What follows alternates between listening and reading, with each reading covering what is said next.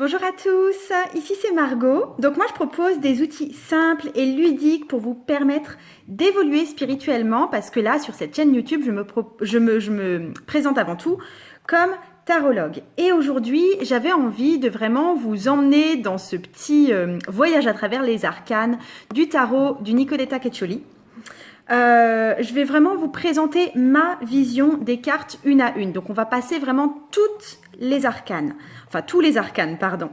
C'est quelque chose que j'aimerais bien faire aussi avec mes autres jeux de tarot. Donc je ne sais pas si cette vidéo aura une suite avec justement mes autres tarots.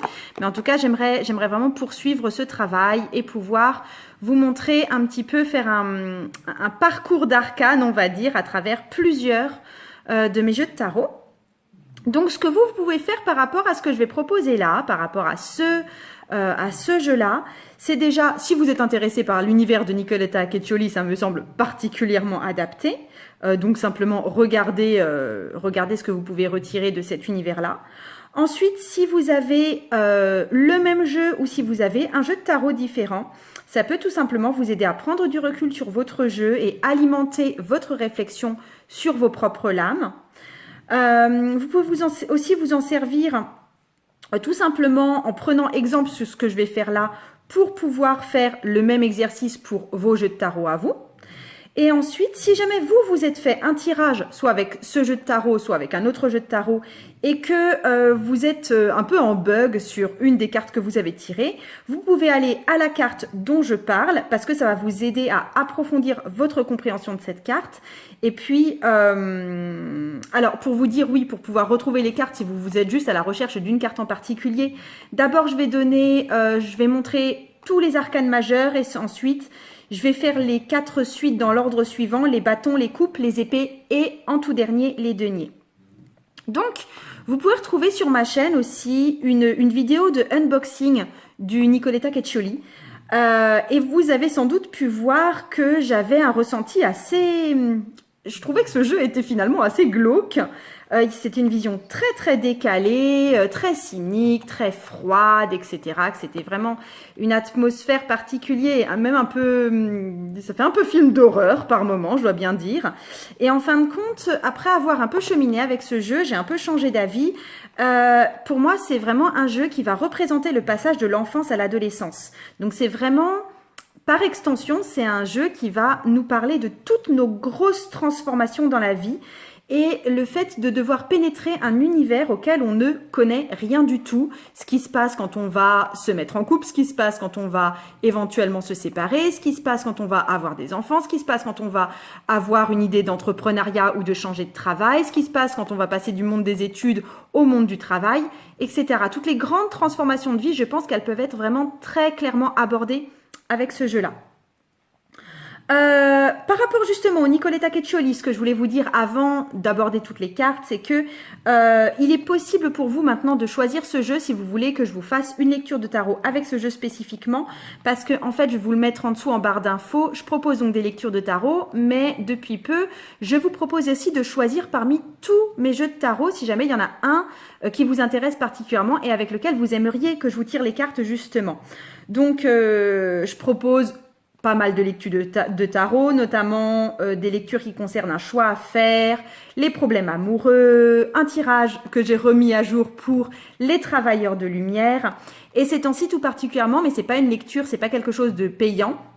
Je propose un petit parcours en vidéo qui s'appelle L'île Tarot avec moi. C'est une série de vidéos exclusives pour mes abonnés. Donc là aussi, je vais vous mettre le lien pour recevoir cette petite série en barre d'infos. Vous pourrez y avoir accès sans problème. Et on peut commencer tout de suite on va commencer avec les arcanes majeures. On commence avec le fou, qui est l'arcane majeur 0. Donc, on voit un petit personnage sur un jouet qui roule en fait. Donc, il y a comme une idée de détermination sans aucune maîtrise en fin de compte.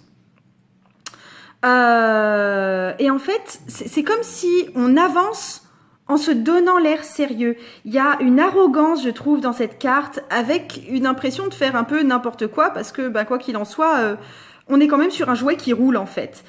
Donc cette carte, elle rejoint bien l'idée de oser se lancer, oser avancer, même si on ne maîtrise pas tout. Et en fait, ce que je voulais aussi remarquer, c'est que dans ce jeu, c'est une des rares cartes mixtes. C'est pas une carte vraiment féminine. C'est pas non plus une carte masculine, mais en fait, on a affaire à un personnage qui est indéterminé entre deux sexes, et c'est comme s'il n'avait pas non plus encore complètement choisi qui il était. Ensuite, la carte du magicien. Là, on est vraiment sur la notion de se transformer. Hein. On voit ce personnage qui est déguisé et peut-être pas vraiment déguisé en fin de compte. Donc, c'est vraiment un peu le fait de choisir qui on veut être, le fait d'être malin, le fait de se déguiser, de jouer peut-être aussi à être plus féroce et plus puissant qu'on ne l'est vraiment. Il y a le fait aussi sans doute de maîtriser les autres. Je dis ça parce qu'on voit ici un oiseau en cage. Et pour moi, c'est il y a un truc d'être un peu faux dans cette carte. Et le truc de l'expression, vous savez, en anglais, fake it until make it, c'est vraiment faire semblant jusqu'à ce que ça devienne une réalité. Et en fait, il s'agit aussi de se brancher à son côté animal et sauvage. Et je vois aussi dans cette carte une mise en perspective, c'est-à-dire qu'en fait, on a une panthère, parce que regardez ses pieds, qui fait semblant d'être une jeune fille, qui elle-même est en train de se déguiser en panthère. Et dans cette espèce de mise en abîme, je retrouve le signe infini qu'on trouve souvent sur la carte du magicien. Avec cette espèce de confusion et d'avoir le pouvoir d'être tout à la fois. La carte de la grande prêtresse, qui est très très très jolie en fait dans ce jeu. En fait, on voit cette femme qui est dans cette tour d'ivoire. C'est vraiment l'expression qui me vient, le fait d'être dans une tour d'ivoire.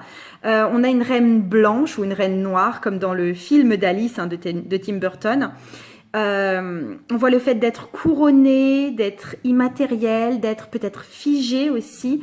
Et c'est comme si cette femme possédait un savoir qui est complètement inaccessible aux autres. Elle me fait aussi penser à la Reine des Neiges de Walt Disney.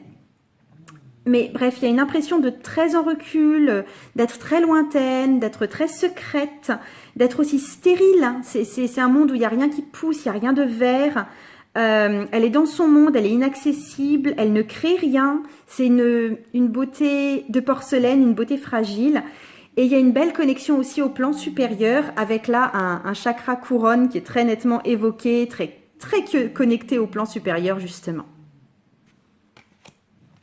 La carte de l'impératrice, hop, je vous la montre, qui est bien moins joyeuse que dans les jeux traditionnels, on va dire. Et c'est une femme, une très très jeune fille, qui est belle parmi la laideur. C'est comme si elle était en train de tout accepter, de tout accueillir. Elle n'a pas peur de regarder tous les détails en face.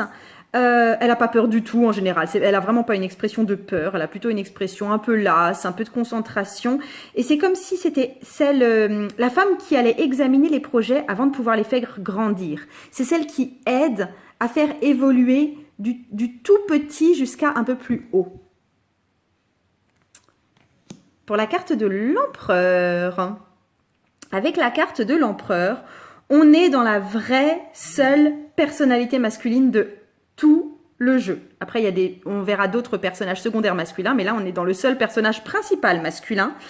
Qu'est-ce que je peux en dire d'autre? Ce qui m'est venu en fait en tête, c'était le terme empereur de pacotille. Ça m'a fait penser au conte des habits neufs de l'empereur où en fait le roi est ridicule parce que il est tout nu, il défile tout nu et il s'en rend même pas compte. Là, on a un espèce de Napoléon qui est en fait un faux Napoléon qui est tout petit, qui est sur un cheval de bois. On retombe aussi dans ce que j'avais vu dans le magicien, dans le fake it until make it, c'est-à-dire faire quelque chose jusqu'à ce que ça devienne réalité. Il y a donc le fait d'oser prendre la parole, s'affirmer peu importe qu'on soit petit et que notre cheval soit en bois. On voit aussi que ce petit bonhomme-là, il est dans un petit coin de pièce. Donc, c'est comme s'il allait établir son royaume petit à petit, même s'il commence petit. Et c'est aussi une masculinité, une virilité qui va sans doute passer avant tout par des outils, des objets, des animaux, des jouets. Il y a vraiment un sens du matériel qui tend à se développer dans cette carte-là. On arrive dans la carte du pape. la carte, l'arcane 5. Ce qui m'est venu en premier, c'était le fait d'honorer de fausses idoles. C'est vraiment l'aspect négatif du pape que je vois là, et qui est d'adhérer à des valeurs de société sans les connaître vraiment, sans les avoir approfondies, sans réfléchir à pourquoi est-ce qu'on y adhère. C'est dire oui à tout sans réfléchir. Après, on peut se voir aussi du côté de la marionnette, c'est-à-dire d'être admiré et écouté aussi parce qu'on est drôle, aussi parce qu'on est plaisant et parce qu'on est convaincant tout simplement. Et on peut se poser la question en regardant cette carte de à quoi est-ce que je souscris, est-ce que j'ai envie de souscrire à ça précisément ou à cette autorité-là précisément. C'est une carte qui appelle l'interrogation selon moi. La carte des amants. Donc très clairement, on est dans le problème d'Adam, d'Ève et de la pomme, la tentation, le problème du choix que pose souvent la carte des amants. Mais en fait ici, franchement, mais le choix, il est absolument fait. On a une Ève qui s'abandonne. Pour moi, il y a un énorme érotisme dans cette carte. Et c'est en fait pas mal d'auto-érotisme aussi. Ça m'évoque la masturbation en fait. Elle se sent belle, elle se découvre belle, elle se découvre femme, elle accepte complètement de basculer dans la passion et de se laisser aller à la passion. Enfin, c'est vraiment ce que ça me dit en fait. On remarquera que Adam, eh ben, il est complètement absent. Hein. Il n'y a pas de Adam sur cette carte, il y a juste un serpent très érotique. Et du coup, en l'absence d'Adam, j'ai tendance à parler avec cette carte du fait de s'aimer d'abord soi, de découvrir le plaisir d'abord pour soi, avant de pouvoir s'investir avec les autres ou avec un partenaire privilégié. Donc avant tout une carte de passion et de passion personnelle. La carte du chariot, qui aussi dénote par rapport au chariot traditionnel, parce que là, on est dans le fait d'aller de l'avant, parce qu'elle est sur un petit âne en bois, mais on est face à une personne qui a très peur d'aller de l'avant. Il n'y a pas de sens de la frime ou de la victoire comme dans les tarots traditionnels. On est vraiment sur de la gestion des émotions, en fait. C'est la carte de trouver le moyen, là, avec un doudou, d'avoir moins peur et de trouver le courage d'avancer. J'ai aussi l'image d'une petite fille qui serait toute seule dans une cour et qui veut pas encore rejoindre les autres et du coup qui regarde de loin, qui observe, qui évalue avant d'y aller. C'est vraiment une avancée qui est très raisonnée, qui est très mesurée, qui est un peu dans le « je veux bien mais pas tout de suite ». Le 8 qui est la carte de la justice parce que dans ce tarot, on respecte l'ordre des arcanes majeurs selon le tarot de Marseille en fait. Donc on a vraiment la reine rouge de Alice au pays des merveilles, hein, selon moi. Elle est sur un système qui va de toute façon s'effondrer. J'ai cette idée que la justice, elle peut être injuste et elle peut être fragile. J'ai aussi une voix qui résonne. En fait, quand j'étais petite, j'avais un petit disque de Alice au pays des merveilles où finalement Alice en vient à s'en prendre à la reine. Et elle dit, mais pour qui vous prenez-vous? Vous n'êtes qu'un jeu de cartes. Et j'ai vraiment cette parole qui me vient quand je regarde cette carte-là. Donc, il y a aussi des mouches un peu partout qui me fait penser vraiment à un système qui serait vicié du point de vue de la justice. Elle rejoint pas mal la carte de la tour, cette carte-là aussi, parce que c'est vraiment une tour de justice. Donc, on est face à un équilibre qui est construit et du coup qui est forcément précaire. On voit que cette reine est bientôt déchue parce que son armée est mise à terre. Vous voyez, avec les petits cœurs qui sont transpercés par des pics armés. Ouais, donc je pense que cette carte-ci, elle parle de reconstruire notre vraie justice, de reconstruire un vrai équilibre. La carte de l'ermite. En fait, dans cette carte de l'ermite, moi, ça m'évoque beaucoup le somnambulisme, le fait d'être face à soi-même, le fait d'être aussi dans un rituel de magie avec le cercle qui est tracé là et les bougies, et aussi le fait de tourner en rond. Il y a une invitation à fermer les yeux, à se concentrer sur soi, à faire un rituel, à faire de la méditation. Il y a aussi un avertissement à ne pas vivre dans un rêve, à ne pas tourner en rond sur une idée fixe, à ne pas voir que soi finalement. Et parce que suivre juste sa propre lanterne, en fin de compte, ça sert un peu à rien. Hein, voilà. Et le cercle, j'avais aussi l'idée de zone de confort dont on ne sort pas, dont on n'ose pas sortir, ou bien on s'est carrément endormi dedans. La roue de fortune. Alors la roue de fortune, j'avoue que premier regard, elle m'a semblé particulièrement macabre, surtout si on la compare avec les autres cartes de roue de fortune. C'est quelque part se soumettre au destin et aller jusqu'à en mourir. Donc c'est comme s'il y avait eu un espèce de tour de magie ou de tour d'acrobatie qui a complètement échoué.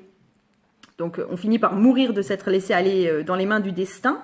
Mais après, je pense qu'il y a aussi une autre perspective, c'est que en fait, il s'agit sans doute d'un tour de magie qui est particulièrement réussi. L'ambiance, elle reste quand même très rose sur cette carte, mine de rien.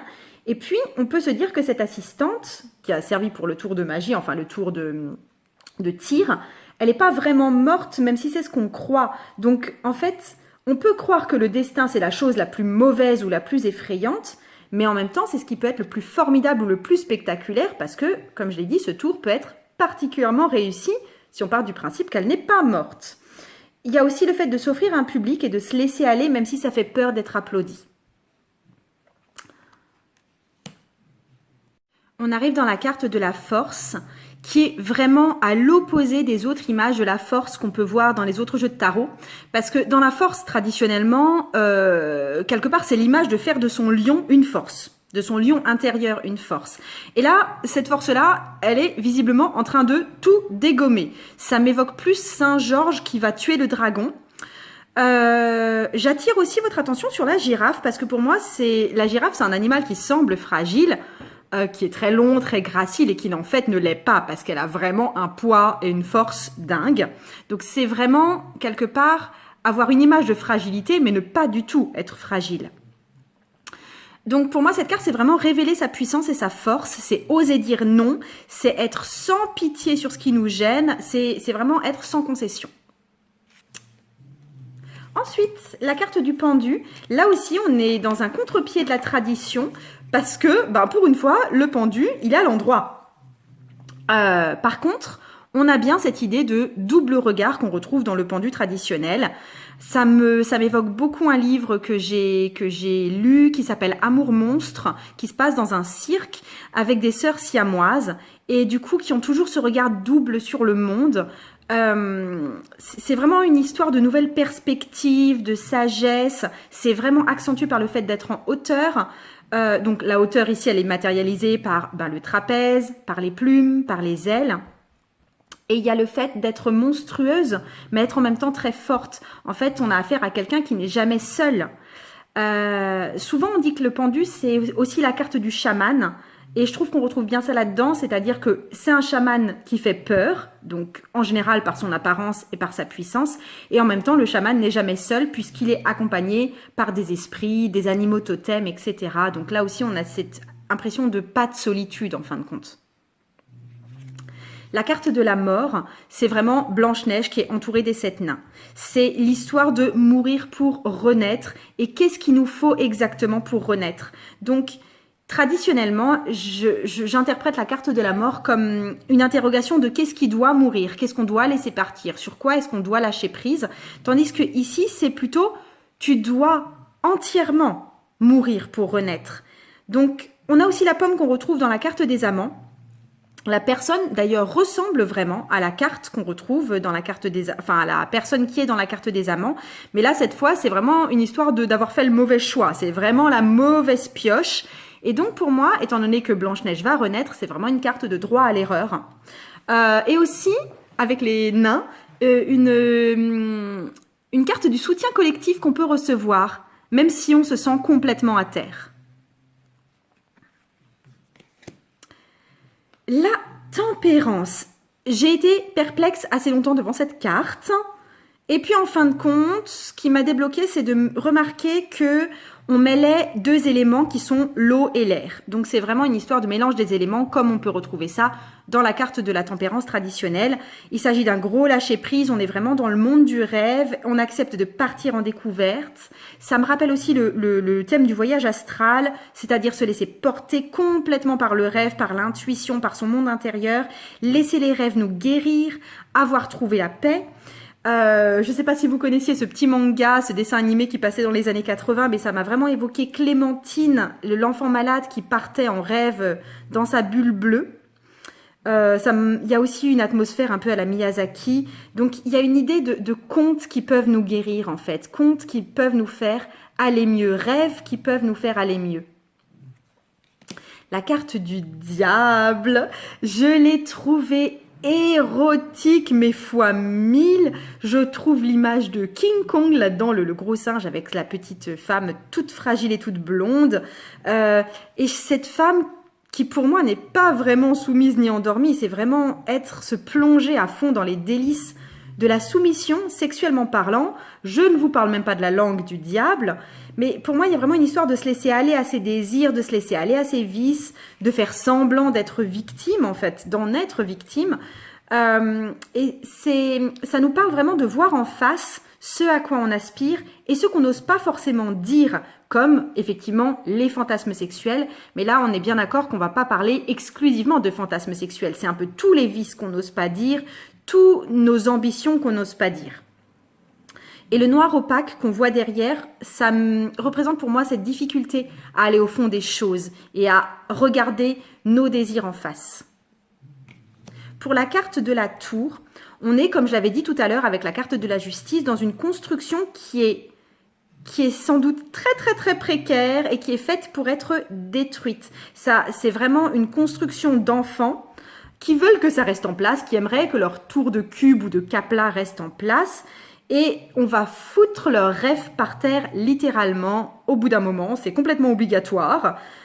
Donc il y a vraiment une histoire de construction de l'ego qu'on va devoir déconstruire de toute façon au bout d'un moment.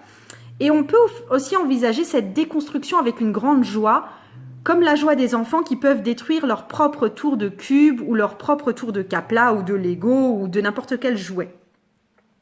Cette femme aussi qu'on voit là tout en haut, elle a quelque chose qui est de l'ordre de la magicienne. Elle a un cube qui flotte en fait entre ses mains. Et tout ça, ça n'a pas l'air d'être un problème pour elle. Elle n'a pas de peur. Il n'y a pas de peur ou d'histoire d'horreur là-dedans. Elle est complètement prête à cette déconstruction et à cette reconstruction. Elle est prête à jouer encore. Ensuite, attendez, je vais recentrer avec la carte de l'étoile. En fait, les mots qui me venaient avec cette carte de l'étoile, c'est « Moi, je suis l'étoile et je fais tout ce que je veux ». J'ai vraiment l'image d'une princesse capricieuse. Tout le monde est à son service et du coup, elle gouverne l'univers. Il y a quelque chose qui rappelle aussi le thème astral, tout simplement, avec toutes ces étoiles autour de sa tête. Elle ressemble aussi pas mal à l'impératrice dans les jeux plus traditionnels de tarot. Et en fait, l'interrogation qui va avec, c'est « Si j'avais une baguette magique, qu'est-ce que je voudrais ?»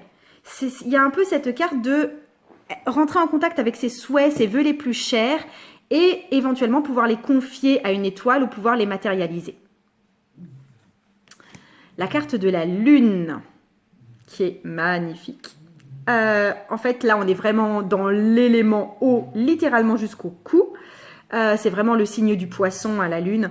Et en fait, on est vraiment très fort en lien avec son inconscient. On va faire émerger ce que notre intuition révèle, mais aussi du coup nos peurs, notre déprime, nos côtés sombres. On voit bien qu'il y a des animaux un peu morts-vivants, un peu vampires qui sont en train de sortir de l'eau en même temps. Donc, c'est pas forcément bienvenu de faire remonter des choses depuis notre inconscient. Cette femme-là, elle me fait penser à une mélusine ou à une vouivre, c'est-à-dire un monstre des marais, une sirène. Il y a à la fois de la séduction et à la fois des intentions qui sont peut-être un peu maléfiques, même si elle a l'air vulnérable. Elle me fait aussi penser à une méduse avec ses cheveux qui nous regarde bien en face, donc on risque de se transformer en pierre tellement ce qu'on va voir va être horrible. Donc c'est vraiment une carte pas mal de peur de regarder notre inconscient en face, de ne pas réussir à tout voir, de ne pas distinguer les vraies intentions, les vrais ressorts qui se cachent en nous. Et d'avoir sans doute peur de les regarder en face. Ensuite, la carte du soleil. On retrouve bien la fonction de guide parce que elle va attirer, en fait, cette femme, elle va attirer toutes les petites abeilles et les guider, les accueillir, les protéger. C'est vraiment une carte de fertilité, de croissance, d'abondance. On est vraiment dans la douceur du miel et l'abondance du miel. On a aussi avec cette boule ronde là, pour moi, ça matérialise bien le chakra du plexus solaire, en fait. Et en même temps, l'image, elle est quand même sombre. Il y a très peu de luminosité. Le fond est même un peu macabre. Il y a une histoire de je brille, mais je brille finalement pour qui? Il y a une impression de solitude dans cette carte, même si elle est accompagnée d'abeilles. C'est vraiment une réflexion sur le sens de la vie, de pour qui on veut briller, de qu'est-ce qu'on veut continuer, de pourquoi est-ce qu'on le fait et de qu'est-ce qu'on s'attire. La carte du jugement avec le 20. Là, c'est l'idée d'être interrogé et de devoir donner les bonnes réponses pour enfin avoir le droit de sortir. Ça me fait vraiment penser au 8 d'épée dans les tarots plus traditionnels parce que, en gros, ok, elle est enfermée dans un labyrinthe, mais elle peut sortir comme elle veut de cette situation parce que le labyrinthe est petit et elle s'en rend même pas compte en fin de compte. Il y a le fait de passer un examen, le fait d'être jugé et d'avoir la clé devant soi pour accéder à la liberté. Et avec cette rose en fait qui pousse, hein, parce que ce labyrinthe est une rose, il y a en fait cette idée d'éclore, cette idée de virginité aussi, de pouvoir commencer à neuf et d'explorer un monde nouveau. Et enfin, dernier arcane majeur, la carte du monde.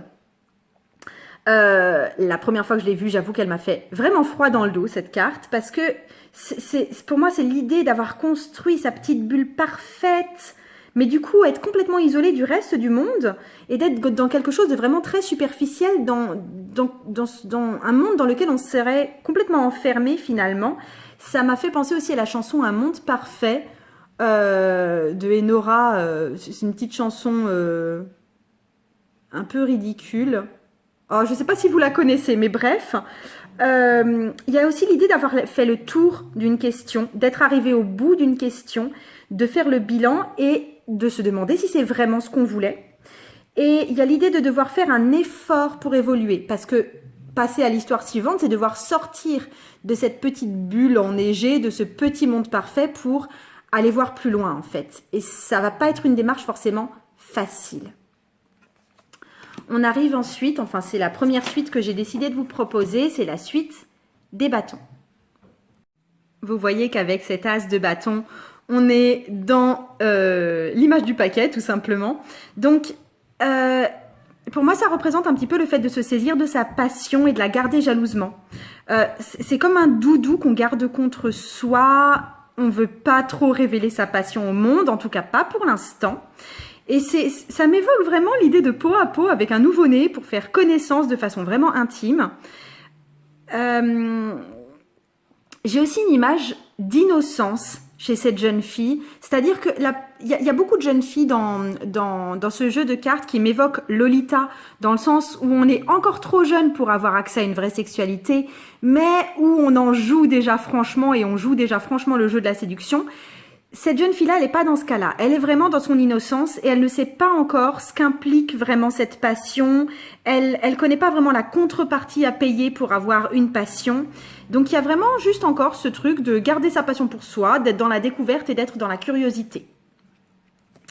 Avec le 2 de bâton, on est dans l'image de Narcisse, de l'amour de soi, de se trouver belle, qui est très accentuée pour moi par la peau de poisson, parce que Narcisse, il était bien identifié avec l'élément eau, il a basculé dans l'eau, il est appelé par un espèce de chant des sirènes.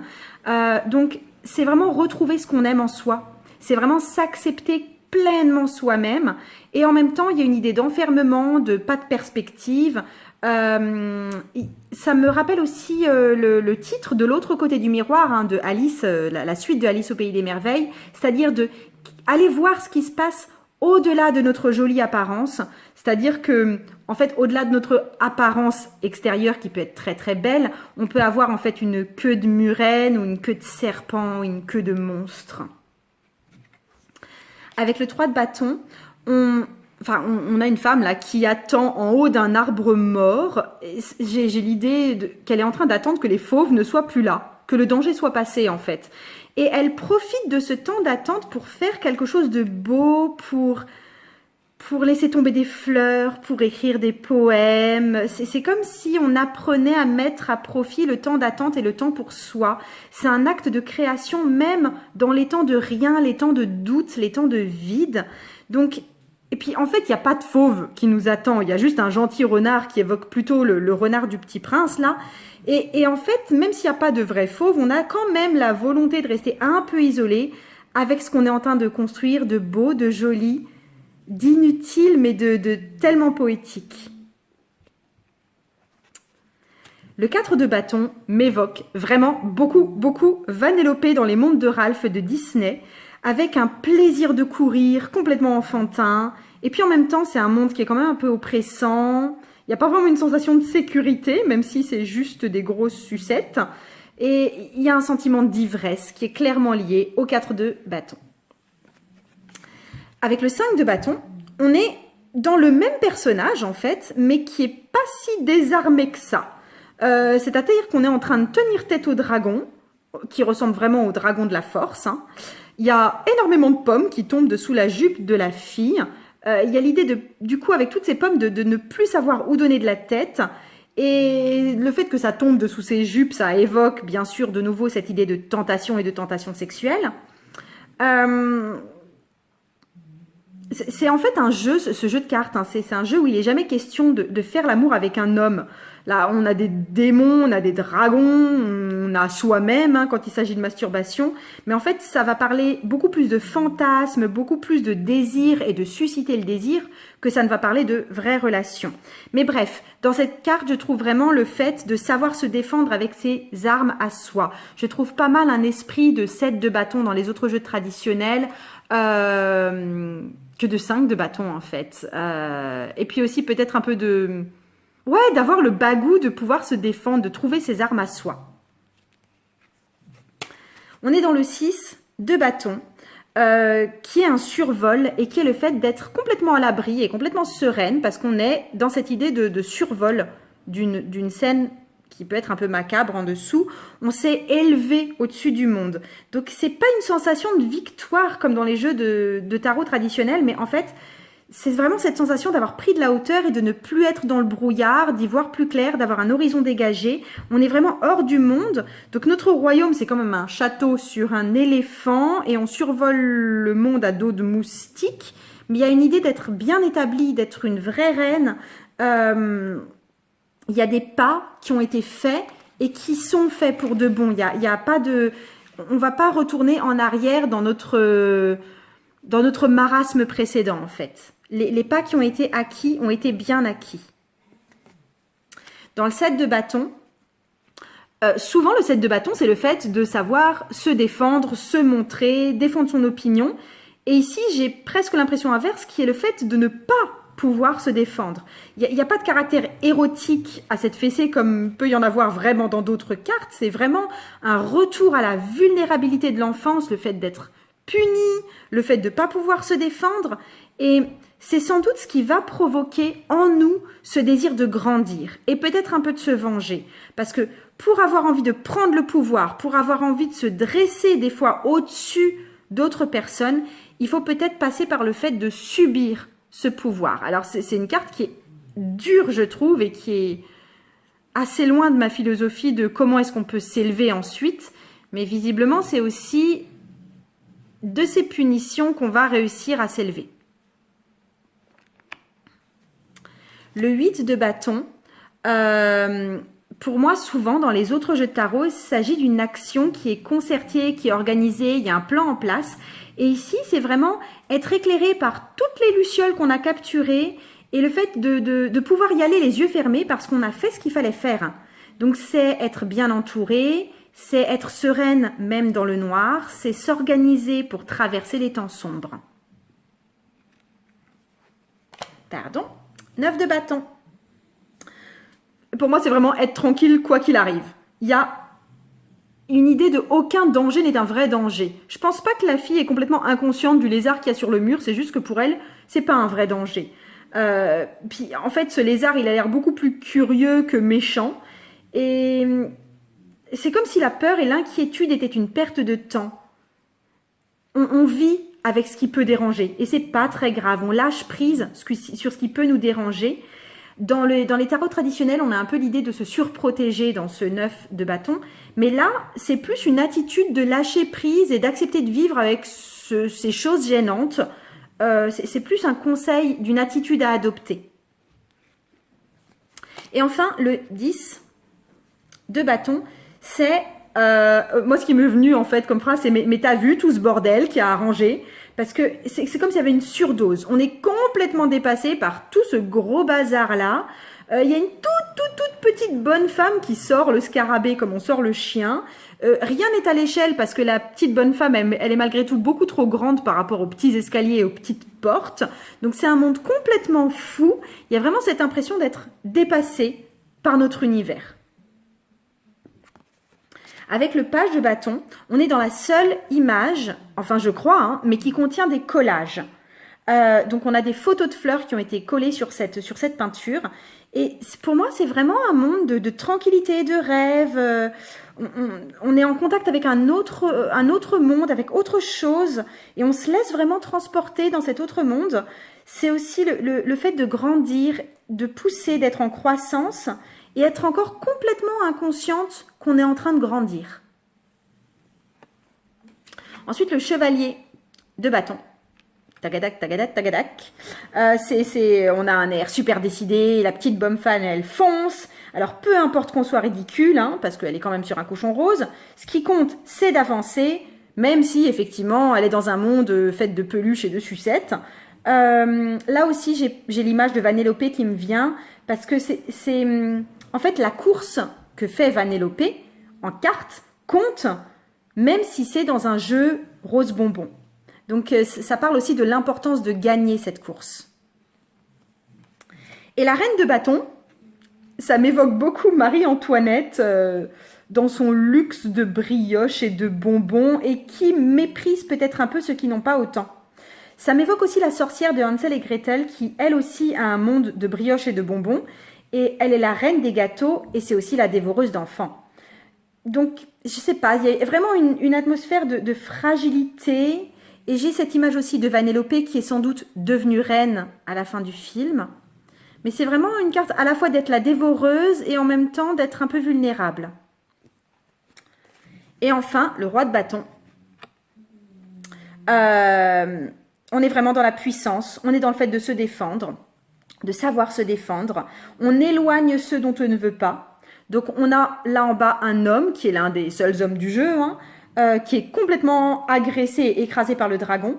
Donc en fait, cette reine, elle a un énorme pouvoir et potentiel caché sous sa robe. C'est vraiment l'eau dormante dont on doit se méfier parce qu'elle peut vraiment mordre. Il y a un énorme potentiel en elle qu'elle ne montre pas toujours et un gros sentiment de fierté. Et de choisir qui on veut laisser rentrer dans notre vie. On arrive dans la suite des coupes avec cet as de coupe qui représente pour moi un narcissisme intense. C'est moi, sous toutes les déclinaisons possibles et c'est que moi et je ne pense qu'à moi. Après, sorti de cette conception un peu négative de cette carte, c'est accepter toutes les parties de soi. C'est s'accepter complètement, se découvrir soi-même. On a aussi l'image d'Alice qu'on retrouve avec la découverte de soi et le fait de basculer dans l'adolescence et d'en apprendre plus sur soi-même en fait, de faire un chemin initiatique. Avec le 2 de coupe, on a vraiment cette image d'une union avec l'âme sœur, le double parfait en fait. C'est également un système dont on ne sort pas parce qu'on est vraiment dans une chose qui est très semblable à soi. Ça ressemble un peu aux jumelles dans Shining en fait, c'est fascinant, c'est hypnotisant, alors on a un peu peur d'elle et en même temps on a envie d'être elle, et ça évoque aussi pour moi le fait de savoir être soi-même son meilleur allié, sa meilleure amie, et de ne pas s'auto-saboter, de vraiment être avec soi. Avec le 3 de coupe, on est dans une carte de fête, de jeu, d'amitié, de réunion, donc ça ressemble vraiment à la conception traditionnelle de cette carte. On s'immerge vraiment dans les coupes aussi parce qu'on a vraiment avec toute cette eau le droit d'exprimer ses émotions, son intuition, son empathie. C'est vraiment une carte très relationnelle et on compte les unes sur les autres et on se comprend mieux soi-même grâce aux autres. Le 4 de coupe, c'est la carte de se mettre dans sa bulle. Et cette fille-là, on voit qu'elle pleure, mais elle pleure sans qu'il y ait vraiment de drame en fin de compte. On se cache peut-être pour pleurer, mais aussi on se contemple en train de pleurer. Il y a une espèce de plaisir à se laisser aller et à pleurer, à s'immerger complètement dans sa vie émotionnelle. C'est comme quand on regarde un film triste auquel on prend tout compte fait du plaisir. Ça évoque aussi pour moi un retrait dans un monde dépressif et un enfermement de soi. Donc il y a les deux côtés de l'isolement et de la tristesse. C'est à la fois le côté plutôt positif parce que ça nous fait du bien dans la solitude de pouvoir laisser libre cours à nos émotions. Et il y a aussi quelque chose qui est plus de l'ordre de la dépression. Avec le 5 de coupe, traditionnellement, dans le 5 de coupe, moi je lis ça comme de la tristesse, de la déception, du pessimisme. Mais ici, je vois plus une carte de consolation, de compréhension. Il y a une identité commune avec quelqu'un d'autre, là un oiseau, hein, mais je veux dire, vraiment, il y a une ressemblance entre les deux. Donc une identité commune avec quelqu'un d'autre qui peut enfin nous comprendre. Et là, on a des vraies épaules d'homme aussi. Hein, c'est rare qu'il y ait vraiment cette identité masculine. Donc, on retrouve l'érotisme, on retrouve le désir de se fondre dans l'autre. Il y a aussi une idée avec le nid et ce câlin très proche de protection, d'être à l'abri et de pouvoir se ressourcer malgré les malheurs qui nous sont peut-être arrivés. Avec le 6 de coupe, on a une grande similarité avec la carte de la tour. On est là aussi dans une tour et puis la petite femme est quasiment la même. Et on est sans doute aussi au sommet d'un système qui peut s'effondrer. Bon, alors ici la tour, je la trouve vraiment solide. Il y a une idée peut-être d'être enfermé, mais je ne sais pas. Il y a un petit dragon qui nous tend un miroir. Donc, depuis notre tour, on va découvrir qui on est réellement puisqu'on se regarde dans la glace. C'est vraiment une espèce de recherche de notre enfant intérieur et de notre identité intérieure. Et le petit dragon, on voit aussi qu'il a des ailes de papillon, donc pour moi, il est porteur de transformation ou d'aide à la transformation. Il y a aussi des pommes de la tentation un peu partout qui appellent à la croissance, à la connaissance, à ne pas rester emprisonné dans l'enfance, à prendre un essor depuis l'enfance en fait, avec tout ce vent aussi qui évoque également la transformation depuis un monde enfantin dans lequel on serait peut-être resté emprisonné. Le 7 de coupe, on retrouve à nouveau Alice avec son lapin blanc. Et c'est vraiment je trouve que ça ressemble au jeu, vous savez, de taper sur les taupes là, avec un marteau sans pouvoir toujours y arriver. Et là, elle doit attraper le lapin et elle doit attraper en fait plein de lapins. Et elle sait pas où donner de la tête et elle est appelée partout à la fois. Et du coup, elle reste coincée parce qu'elle peut pas choisir.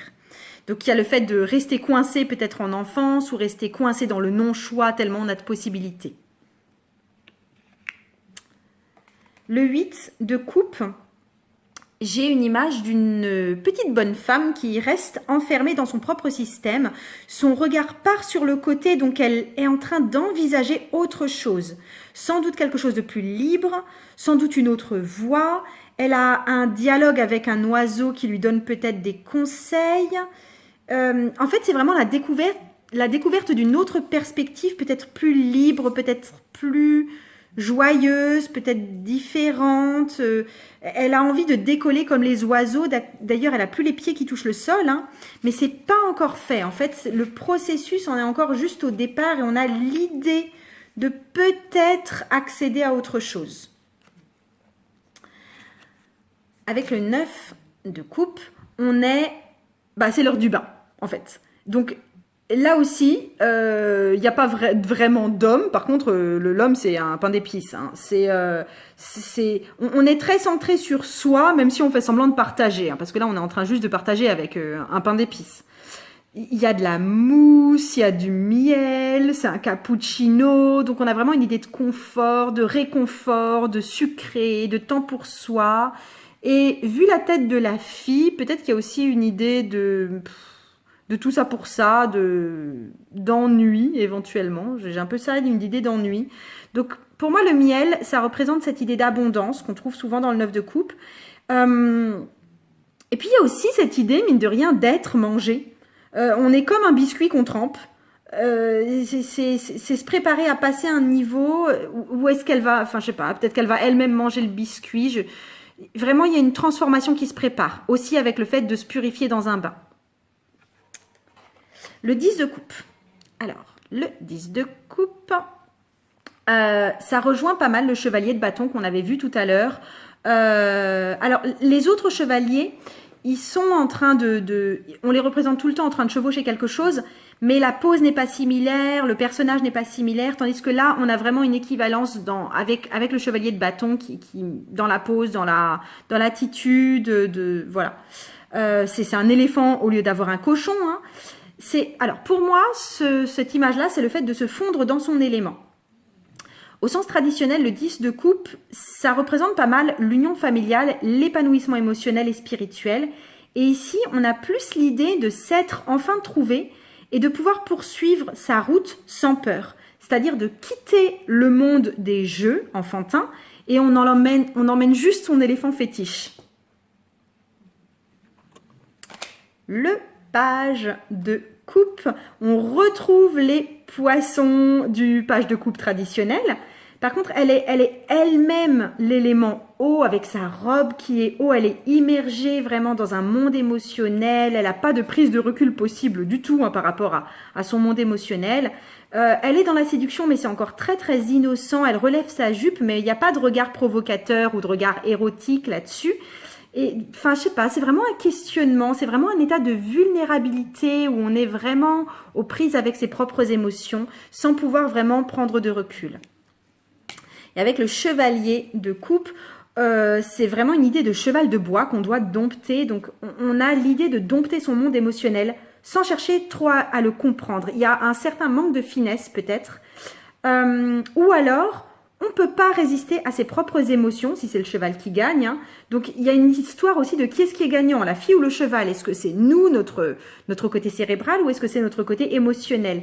Et il y a une idée que l'un doit céder à un moment, ou alors, tout simplement, il va falloir apprendre à vivre ensemble. Donc, c'est vraiment une carte d'apprentissage et d'apprentissage émotionnel. Avec la reine de coupe, la reine n'est pas elle-même l'élément eau, comme dans le page de coupe, mais par contre, elle baigne complètement dans son élément. Ça permet une vraie rencontre avec le poisson.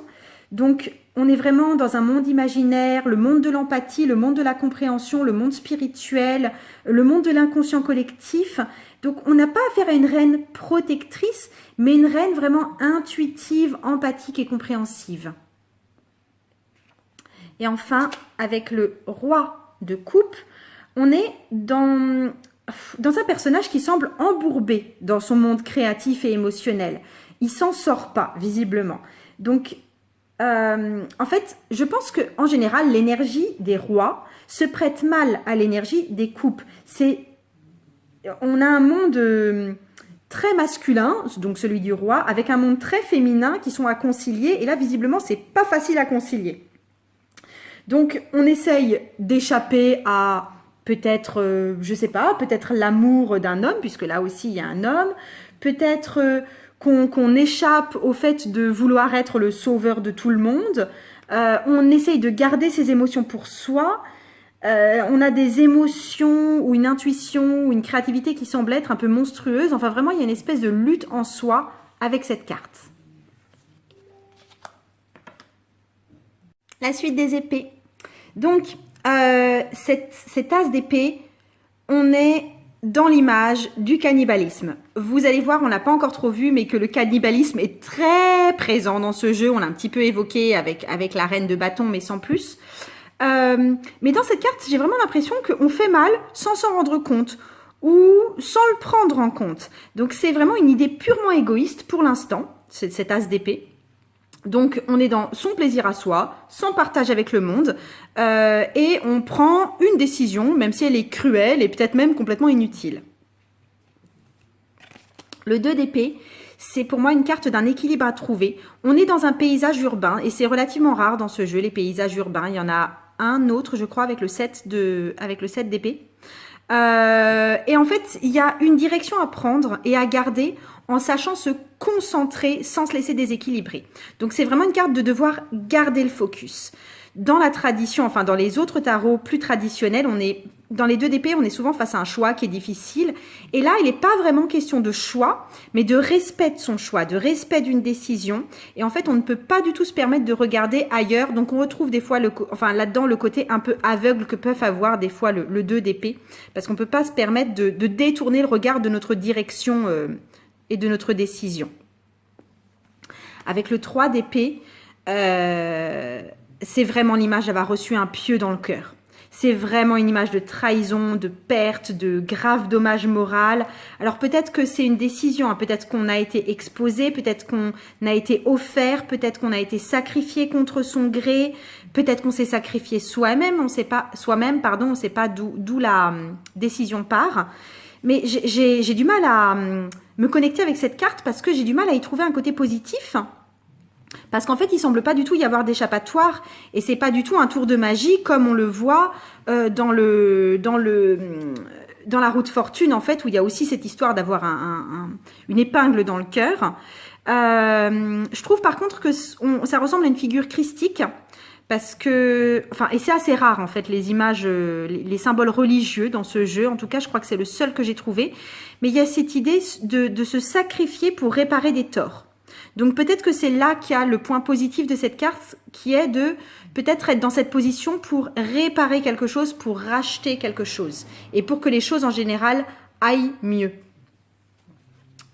Avec le 4 d'épée, on est dans un temps de latence et de repos. On est dans un lit-cage dont on ne peut pas sortir facilement et j'ai une idée d'être dans un asile au sens asile de fou. Hein. Alors il y a le sens de refuge, de point de repos et il y a aussi repos forcé et folie. Visiblement, on est obligé de faire une trêve. On est dans le monde du rêve, dans le monde de la folie, avec tous ces petits poissons qui flottent là. Et il y a le fait de devoir prendre du recul et se reposer pour pouvoir y voir plus clair. Avec le 5 d'épée, on est dans la tradition des jeux de tarot qui disent souvent que dans le 5 d'épée, c'est une carte où il y a un gagnant, un perdant. Bon, ici, on sait clairement qui est le gagnant. Hein. C'est nous, si on est représenté par la petite fille, en tout cas, c'est tout à fait nous. Par contre, on a une espèce de choix qui est là, qui est est-ce qu'on va sacrifier le navet ou est-ce qu'on va le gracier? Est-ce qu'on fait le choix de la pitié et de la gentillesse ou on fait le choix de la cruauté et de la radicalité? Donc là, il s'agit plutôt d'une interrogation éthique. Avec le 6 d'épée, on est de nouveau dans une carte qui ressemble à celle de Blanche-Neige, une Blanche-Neige dont on transporte le cercueil en fin de compte. Pour moi, j'ai une image de conte en fait, de mort qui est déplacée ou de personnes en sommeil qui est déplacée. Et le 6 d'épée est traditionnellement une image de déplacement et une idée de voyage pour se sauver. Et d'ailleurs, il y a cet espoir de renaître et d'aller mieux, de perspective de guérison, de perspective d'amélioration. Il y a eu un naufrage précédemment, ça se voit, il y a des jouets qui sont en train d'être immergés partout. Donc pour moi, c'est une carte de future guérison, de rémission, d'étape de reconstruction suite à un déplacement. 7 d'épée. Alors, traditionnellement, on est dans une carte de duplicité ou même de vol des fois. Tandis qu'ici, on a plutôt le fait d'être épié, d'être suivi, d'être peut-être copié, d'être observé. Alors, c'est la seule, pour moi, vraie image d'un garçon valable. Attendez, je vais vous faire le point. Hop. Voilà. Clairement, il est ni ridicule, ni quoi que ce soit, ce garçon. Il n'est pas diminué, c'est pas un objet, c'est pas un truc faux. Et la fille, là, elle est dans ses pensées et elle est observée et elle est peut-être aimée, en fait, par ce garçon et elle est peut-être protégée par lui, quelque part. Donc, c'est le fait d'attirer une attention qu'on ne soupçonne pas et être inconsciente de l'attention qu'on suscite, qu'elle soit bonne ou mauvaise. Avec le 8 d'épée, on est vraiment dans une carte de peur. C'est la carte de se réfugier. Je trouve une analogie avec la carte du chariot, avec pareil une petite fille qui est cramponnée à son doudou. C'est vraiment le lapin tapi dans son terrier. On ne sait pas trop par quoi est-ce qu'on est terrorisé. On n'ose pas trop sortir de son trou, on n'ose pas trop affronter ce qui fait peur. Et du coup, on se replie complètement dans notre monde intérieur. Le 9 d'épée, on est sur...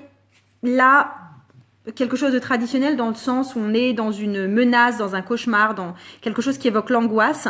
Et en fait, ce que j'ai aussi envie de dire par rapport à cette carte, c'est que la menace est souvent bien plus effrayante enfin, on a plus peur que la chose ne peut nous faire de mal. Je veux dire, c'est quand même un lapin bleu en peluche là qui est censé nous faire peur. Donc c'est la même chose que pour l'interprétation traditionnelle. C'est le danger provient avant tout de ce qu'on imagine et pas de ce qui est dans la réalité. On a aussi l'idée dans cette carte de ne pas être seul. On retrouve l'image des jumelles. Et c'est avec ce sentiment de ne pas être dans la solitude, on a peut-être plus le fait de trouver le courage et de pouvoir se sortir de là. Et de pouvoir affronter cet énorme lapin bleu qui nous fait tellement peur. Avec le 10 d'épée, on est clairement pour moi soit dans une image qui évoque les règles, donc le passage à l'âge adulte, ou la perte de virginité, qui est aussi un point étape dans la vie d'une femme. Donc c'est un gros pas de toute façon de l'enfance vers le monde adulte. Ça paraît être une catastrophe, visiblement. Il y a le pain d'épices qui est tout à fait catastrophé. Il y a énormément de sang. Mais la fille, elle a l'air relativement calme. Elle a l'air un peu surprise. C'est vrai que elle n'est pas non plus détendue, mais c'est pas non plus la panique absolue. Les dégâts sont tout compte fait pas très grands et elle sait qu'elle va survivre, je pense. Et en fin de compte, ce n'est qu'une étape. Il y a aussi cette idée de se faire manger parce qu'on voit qu'on a la fourchette, on a la cuillère, on a le couteau. Et on a peut-être ce danger de se faire manger en tant que femme et donc d'être quelque part un peu victime de sa féminité. On est maintenant dans le page d'épée avec... cette femme, elle est en train d'écouter la vie des papillons. Elle est attentive, elle est en pleine réflexion. C'est vraiment un moment de suspense. Elle est en attente et elle attend de décider. Pour moi, elle ressemble aussi pas mal aux pages de bâton dans la posture, dans la coupe de cheveux qui part comme ça en fumée dans les deux cartes. Elle est vraiment dans un temps d'observation. Alors ici, c'est un temps d'observation où elle va se renseigner quelque part en écoutant et en regardant sur l'extérieur, tandis que pour les bâtons, on était plus dans quelque chose qui était de l'ordre du monde intérieur. Mais en fait, il y a quelque chose d'extrêmement cérébral. Il y a la tête qui fume, en fait, littéralement. La tête part en fumée. Avec la reine d'épée, avec le chevalier d'épée, on est, je trouve aussi qu'il y a un parallèle avec le 10 d'épée, avec le même personnage, la même jupe rose, les mêmes boucles anglaises. Donc là, on est à fond immergé dans l'élément air. Les épées sont l'élément air de toute façon, c'est-à-dire qu'on a cette fille qui vole, on a ce papier qui représente bien le monde mental, on a la légèreté, on a les ailes qui sont sur les autres objets, on a cet oiseau en origami. Donc c'est l'idée de foncer pour ses idées, dans ses choix, dans ses opinions et de dépasser peut-être la stupéfaction qu'on avait dans la carte du 10 d'épée. Et enfin la reine d'épée. Là, on est clairement face à une reine qui est cannibale. Elle est assez semblable aussi à l'as d'épée avec sa sucette, qui était aussi une fille cannibale. Mais là, il y a quelque chose de beaucoup plus discipliné. Elle est coiffée, elle n'en a pas partout, elle prend des couverts. Elle est plus inconsciente de ce qu'elle fait. Elle est tout à fait consciente de manger un gâteau vivant, visiblement. Et elle est consciente que pour ses idées, il y a des sacrifices à faire. Donc, il y a quelque chose à accepter. Elle est dans la gestion. Elle est propre. Elle relève le challenge. Et elle se venge peut-être du couteau qui a été planté à la carte du 10 d'épée. Il y a une atmosphère de réflexion, de parcimonie, de précaution et de grand recul sur la situation. De grande conscience de la situation, même si elle est cruelle. Et le roi d'épée, là aussi, on est dans l'élément air à fond, le vent dans les cheveux, les papiers, les oiseaux, la légèreté, le fait d'écrire.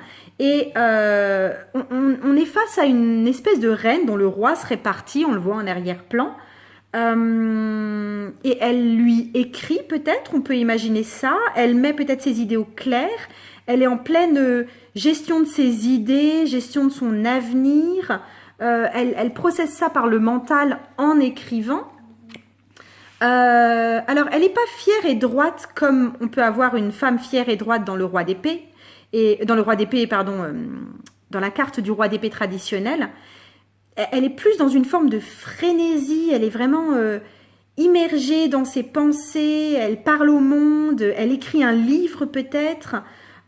J'ai aussi une image de Pénélope en fait qui file et qui défait son travail en attendant Ulysse. Donc c'est un peu un monde d'attente, d'inaction et uniquement de processus mental en fait. On arrive dans la dernière partie de cette vidéo avec les cartes de denier. Donc, l'as de denier. C'est un personnage tout rond, tout enceinte, elle est gonflée comme un ballon et il y a plein de choses visiblement dont elle doit accoucher. On a un petit oiseau là qui sort de l'œuf qu'elle représente. Elle est couvée elle-même par des oiseaux, donc il y a vraiment une idée d'œuf là-dedans aussi. Donc on a un oiseau qui sort et c'est comme s'il y avait une créativité qui était prête à être mise en œuvre, qui était prête à être vraiment au monde et c'est l'idée de que va-t-on construire. Le 2 de denier, on retrouve l'image du jongleur capable d'équilibrer différents champs de vie, d'équilibrer son temps, d'équilibrer les différentes matières dans sa vie. Attention à ne pas perdre la tête parce que cette petite bonne femme perd la tête. Il y a un risque de perdre le focus à force de regarder partout. C'est vraiment l'inverse du 2 d'épée qui était hyper focus sur une seule chose.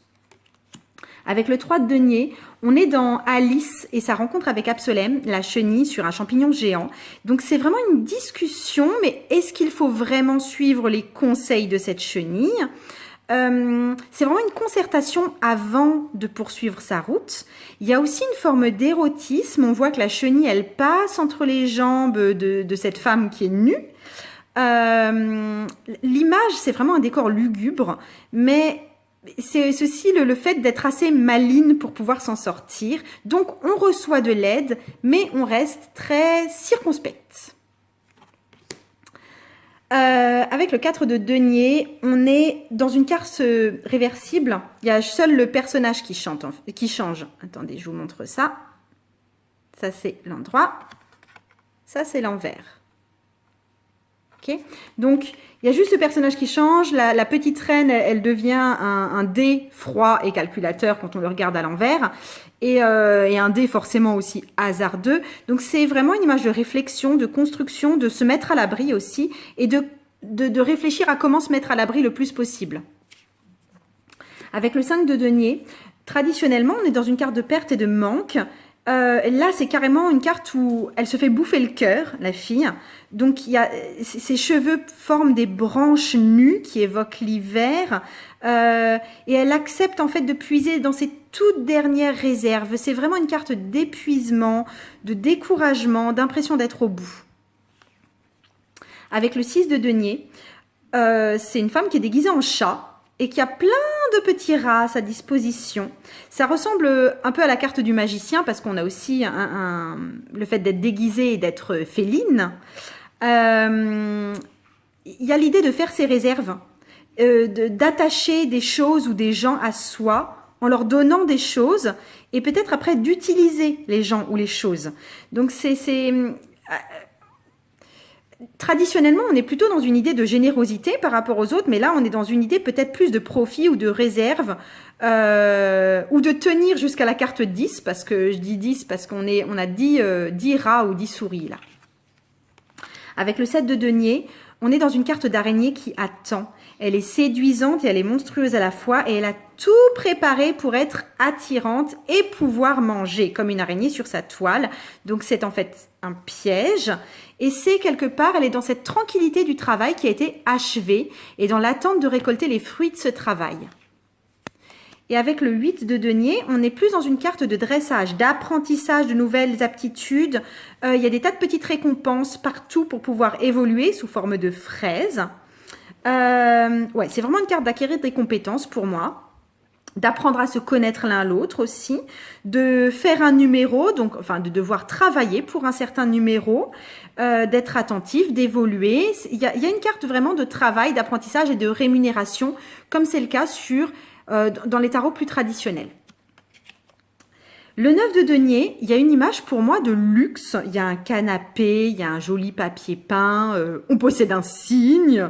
On a affaire à une danseuse qui est pour moi une activité exigeante et qui symbolise aussi la réussite. Et il y a le fait de devenir un signe.